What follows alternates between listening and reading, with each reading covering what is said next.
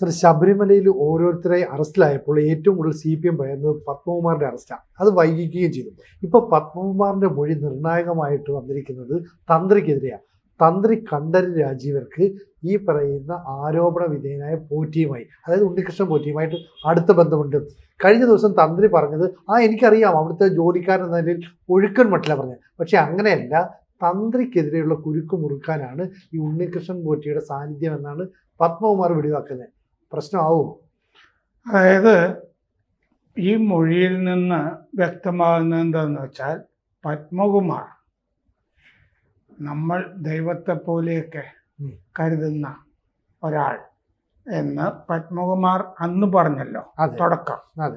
അതന്നും എനിക്ക് തോന്നിയിരുന്നു അത് തന്ത്രിയെ ഉദ്ദേശിച്ചിട്ടാണ് പറയുന്നത് എന്ന്. കാരണം എന്താണെന്ന് വെച്ചാൽ, ഒരു ക്ഷേത്രത്തിന്റെ പ്രധാനപ്പെട്ട ആചാരകാര്യങ്ങളിലൊക്കെ അവസാന വാക്കായിട്ട് വരുന്നയാൾ തന്ത്രിയാണല്ലോ. അപ്പൊ ആ തന്ത്രിയാണല്ലോ ഈ എല്ലാ അമ്പലവുമായിട്ടും ബന്ധപ്പെട്ട് നമുക്കറിയാം. മിക്കവാറും അമ്പലങ്ങളിലൊക്കെ പ്രശ്നം ഉണ്ടാക്കിക്കൊണ്ടിരിക്കുന്നത് ഈ തന്ത്രിയായിരിക്കും എന്നുള്ളത് വളരെ വ്യക്തമാണ്.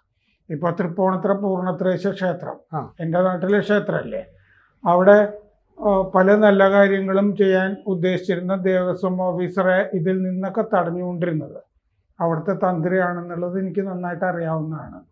അപ്പോൾ അത് അവർ തമ്മിലുള്ള ബന്ധം ഒക്കെ വെച്ചിട്ടിരിക്കും. അപ്പോൾ അമ്പലത്തിലെ അവസാന വാക്ക് തന്ത്രി ആണല്ലോ. ഇപ്പൊ ഗുരുവായൂരാണെങ്കിൽ ചേന്നാസ്, അപ്പൊ തൃപ്പൂണിത്തുറയാണെങ്കിൽ പുലിയന്നൂര് എന്നൊക്കെ പറഞ്ഞിട്ട്. അപ്പോ ഈ തന്ത്രി ആ കാര്യങ്ങളിൽ അവസാന വാക്കായിരിക്കെ ആ പ്രതിഷ്ഠ കഴിഞ്ഞാൽ ഇല്ലേ, അടുത്ത ആള് തന്ത്രിയാണല്ലോ. അപ്പൊ ദൈവത്തെ പോലെ ജീവിച്ചിരിക്കുന്ന ആളുകളുടെ കൂട്ടത്തിൽ ദൈവത്തെ പോലെ ദേവസ്വം ബോർഡ് പ്രസിഡന്റ് കാണുന്നത് തന്ത്രി ആകാനാണ് സാധ്യത.